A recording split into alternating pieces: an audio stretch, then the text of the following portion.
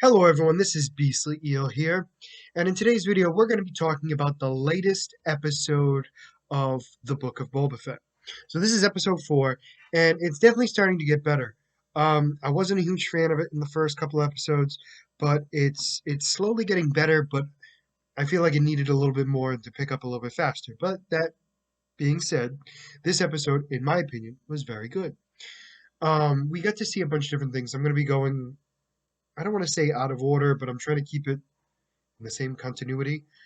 So we know where we've been, what's happening now, and blah, blah, blah, blah, blah. Basically, all of that stuff. Basically, making sure that we're aware of the exact story because in the show it goes back and forth a lot from the past to the present. And I think after this episode, I think it's no longer going to be going into the past, and we're going to be focusing only on the present, which is excellent.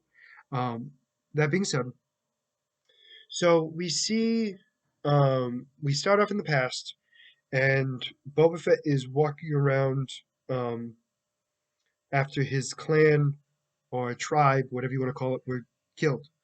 Um, the idea that it was the railroad enterprise, the guys who were running the railroad, were the ones that took out the Sand People, and so Boba kept walking around trying to figure out, well, one, where his armor was, but two, to get his ship.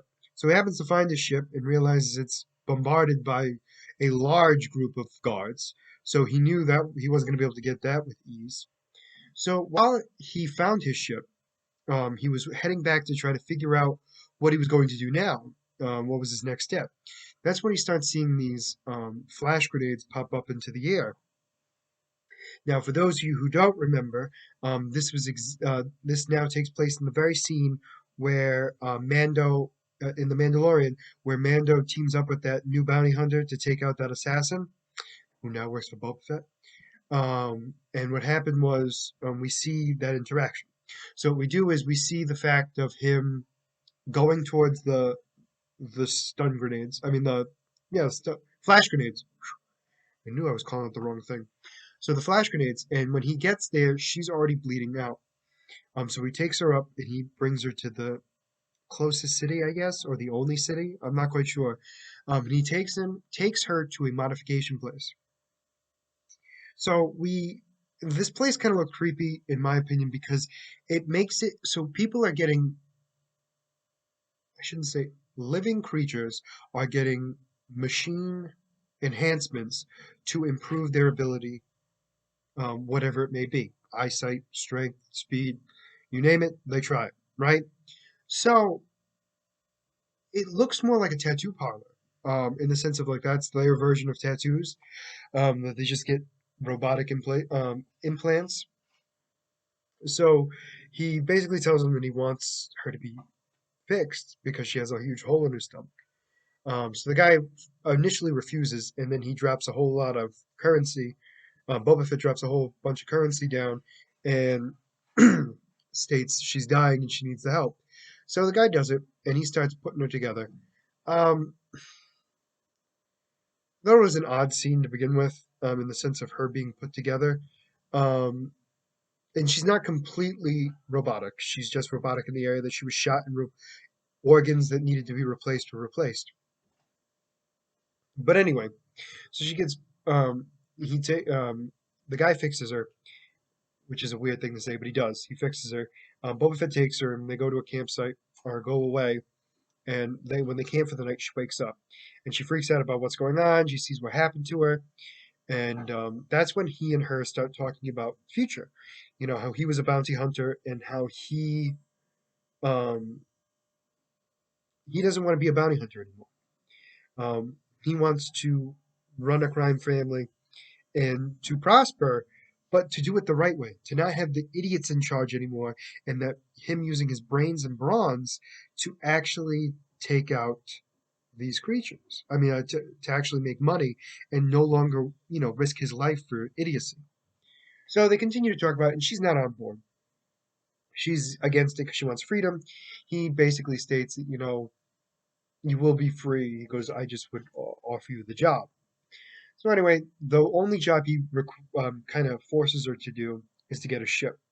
So they She has some cool equipment, by the way. She has like this little drone thing that flies around and gets heat signatures of everybody, which is awesome. But anyway, so she uses that to scope out the area to find out exactly how many guards are there. And so they realize it's way too many, so they have to go in stealthy.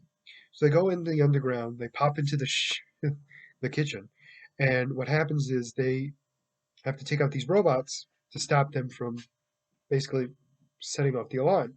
So they do so when they get to a ship. Then the alarm starts going off. Um, he now tries to get in. The ship does work. He can't get out now because the door has been shut. She starts taking out guys left and right. I mean, she is a true sniper and assassin. I give her a lot of credit. She was taking them out with ease.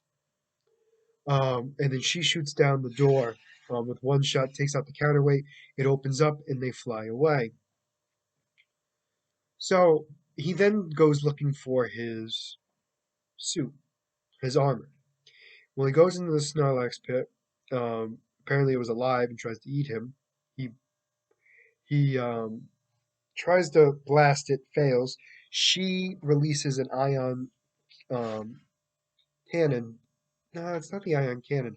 It's the ion bomber, I believe is what it's called, and it swallows it and kills it when it explodes. So he then gets out, goes inside to look for his armor and can't find it. Well, the acid starts to burn him, which is where a lot of his scars come from. Um, and he decides that he's going to go hunting for his armor. And then we know everything else that happens from then on. You know, he teams up with Mando, gets his armor back. He then kills the hut that's in charge with ease, and now he's where he is now. So he now starts going to the city to look to see what's going on. So anyway, we find out that the healing chamber was being used for him to heal him completely, to heal him from the stomach acid of the Snorlax. So he is now fully healed. He's officially healed. He no longer needs it, unless, of course, obviously, he gets hurt again. But this is nice. So anyway, he goes into the city and starts looking to make sure everything's okay. He goes to the casino that he always goes to, and the Wookiee bounty hunter was there. And he causes a scene with these um, creature traffickers, I guess is the best way to put them. They're the lizard people that we've seen multiple times in the animated series, um, and they're the ones who kind of force creatures into how do I put it enslavement.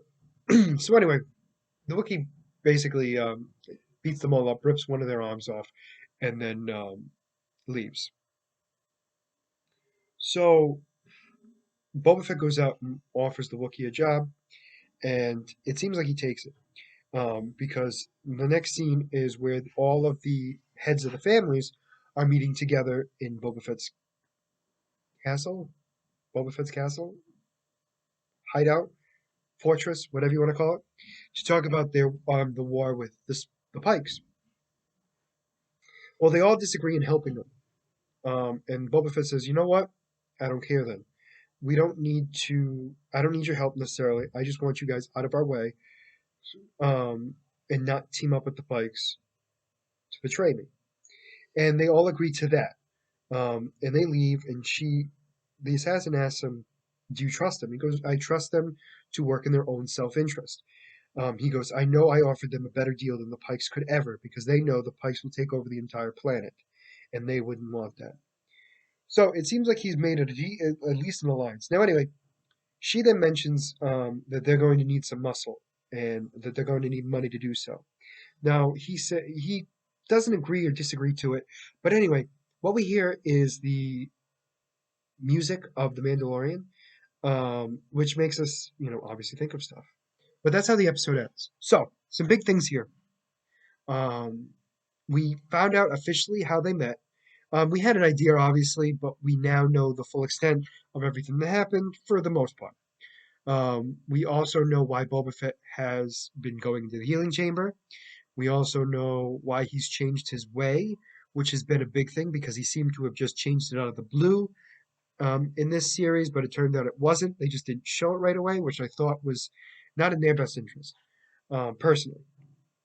We also have there's going to be a war with the Pikes and the potential of the Mandalorian actually being in this series. We'll have to wait and see for sure, but it's a possibility. I mean, his music was playing, so it could happen. But we'll have to wait and see. But for now, let me know what you guys think in the comments below. Do you agree? Disagree? Did you like it? Are you liking it now? Have you stopped watching? Please let me know in the comments.